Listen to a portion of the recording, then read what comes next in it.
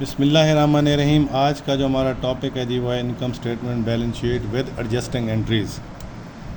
ठीक है जी, सवाल को हमने पहले हल कर लिया ताकि हमारा लेक्चर जो है, जो वीडियो है वो शॉर्ट बने। ठीक है जी, ये सवाल हमें दिया गया है, उसी तरह से सवाल है, डेबिट और क्रेडिट साइड है, इनकम और एक्सपेंडिचर, एसेट, लायबिलिटीज़ वगैरह ये चीज़ें दी गई हैं, साथ कुछ एडजस्टमेंट दी गई हैं। तो सबसे पहले हम एडजस्टमेंट कर लेते हैं।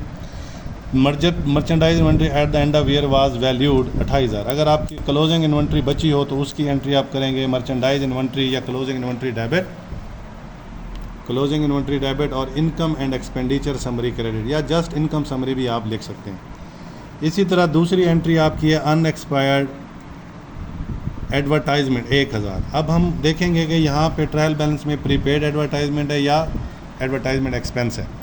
अगर यहाँ पे एडवर्टाइजमेंट एक्सपेंस है तो इसका मतलब हमने 2,000 खर्चा शो किया जबकि 1,000 हमारा बच गया, तो इसको हम एसेट डिक्लेयर करेंगे, एक्सपेंस में से एसेट निकालेंगे। ठीक है जी, अगर यहाँ पे प्रीपेड होता तो हम एसेट में से एक्सपेंस निकालते। ठीक है, तो हम एसेट जब निकालेंगे तो एसेट डेबिट हो जाएगा, यानी प्रीपेड एडवर्टाइजमेंट डेबिट हो जाएगी और एडवर्टाइजमेंट एक्सपेंस क्रेडिट हो जाएंगे, जितना पोर्शन अनएक्सपायर्ड है।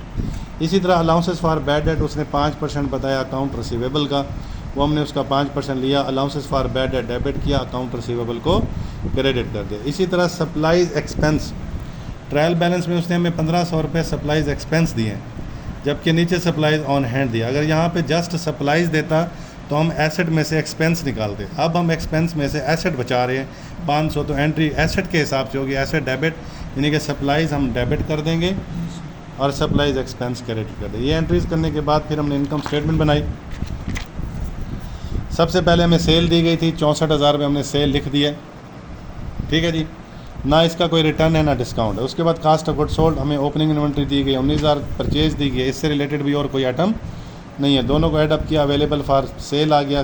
क्लोजिंग इन्वेंट्री हमें दी गई है 28,000, ये हमने माइनस की, ये हमारा CGS निकला है।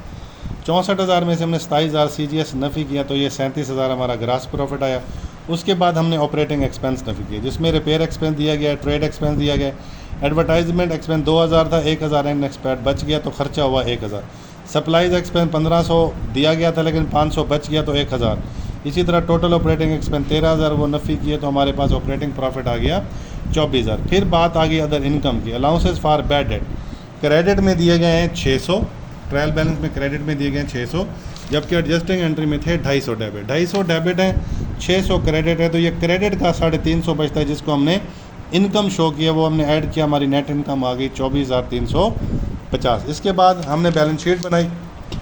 मर्चेंडाइज इन्वेंट्री जो क्लोजिंग आखिर बची हुई वो हमारा करंट एसेट है, प्रीपेड एडवर्टाइजमेंट हमारा करंट एसेट है, सप्लाईज जो बच गई वो करंट एसेट है, 5,000 रिसीवेबल है, 5% उसका बैड डेट था 4750, ये हमारा करंट एसेट है। इस तरह fix asset plant and machinery 14,000, सबको हमने एडअप किया 48,250। इसी तरह क्रेडिट साइड पे अकाउंट पेबल हमारा करंट लायबिलिटी है 5500, कैपिटल दिया गया, नेट प्रॉफिट जो हमने अर्न किया वो हमने कैपिटल में ऐड किया। ड्राइंग नहीं थी, अगर वो होती तो नफ़ी कर दे।